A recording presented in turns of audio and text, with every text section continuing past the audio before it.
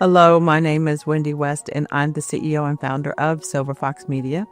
We are a media production company here in Indianapolis, Indiana, and I was asked to be part of the Hoosier AI 1000.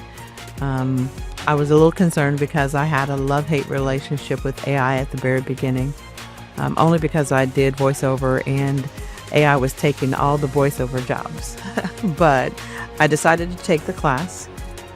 Not as easy as people would think. It is not easy, but once you understand the language, it's something worth trying.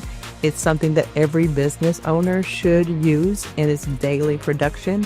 I know that we at Silverfox Media, the entire team, uses it daily. We have to do it to stay relevant in this time that we're living in right now. And if I had to do it all over again, I would do it.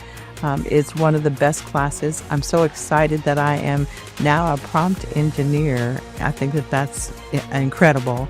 And I had the great opportunity to do this with the team and the group that was there. Phenomenal people, smart people, amazing, gifted, talented people.